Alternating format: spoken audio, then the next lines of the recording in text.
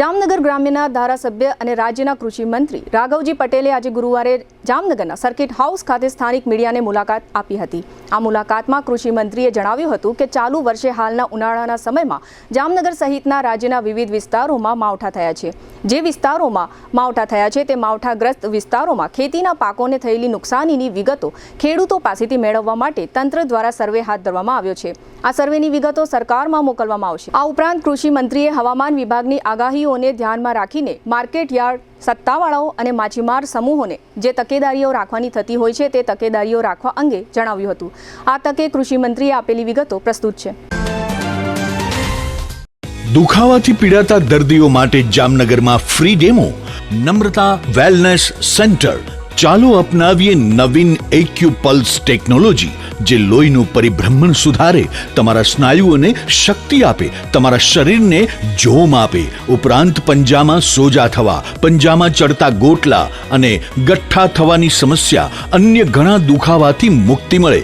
લોહી પરિભ્રમણથી થતા આ રહ્યા સુધારા અને ફાયદાઓ કોષની વૃદ્ધિ અને અંગની કામગીરીમાં સુધારો, ત્વચાને વધારે સ્વસ્થ બનાવે, ત્વચાની રોગ પ્રતિકારકતા વધારે, ઓક્સિજનથી સમૃદ્ધ લોહી સ્નાયુઓને આપે, હૃદયની સ્થિતિમાં સુધારો કરે, હાઈ બ્લડ પ્રેશરની સ્થિતિમાં સુધારો કરે, મગજની કામગીરીમાં સુધારો કરે, શરીરમાં જોમ અને શક્તિ વધારે।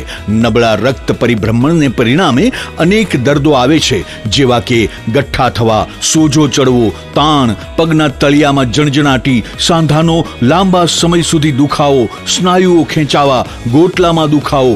અમારા સેન્ટરમાં દરેક વ્યક્તિને રોજ 30 મિનિટ ફ્રી ડેમો આપવામાં આવશે।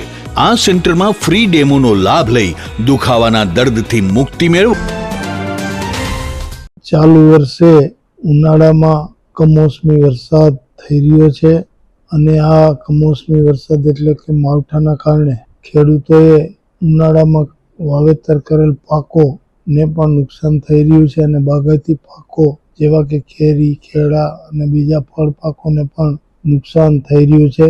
આ માવઠાના કારણે જે પરિસ્થિતિ ઊભી થઈ છે તે અંગે અમારું ખેતીવાડી ખાતું જે તે જિલ્લાઓના માવઠાગ્રસ્ત વિસ્તારોમાં સર્વે કરી રહ્યું છે અને આ કાર્યવાહી સર્વે બાદ સરકાર પાસે અહેવાલ આવશે ત્યાર પછી એની આગળની વિચારણા અમે હાથ ધરશું। હવામાન ખાતાની વાવાઝોડાને લઈ અને જે આગાહીઓ આવી રહી છે, વખતો વખતની સરકારની સ્ટેન્ડિંગ સૂચનાઓ જ હોય છે કે હવામાન ખાતાની આગાહી આવે કે તુરત જ યાર્ડના સત્તાવાળાઓએ યાર્ડમાં કોઈ માલ બગડે નહીં ખેડૂતોનો, એના માટે સાવચેતીના પગલાં લેવા અને આવા સંજોગોમાં યાર્ડ શક્ય હોય તો બંધ રાખો। એ જ રીતે માછીમારોને પણ હવામાન ખાતા તરફથી આગાહી મળે સૂચના આપવામાં આવતી જ હોય છે અને એ સૂચનાનું પાલન પણ થતું હોય છે। હજી તો એવી કોઈ પરિસ્થિતિ ઊભી નથી થઈ, પણ માછીમારોને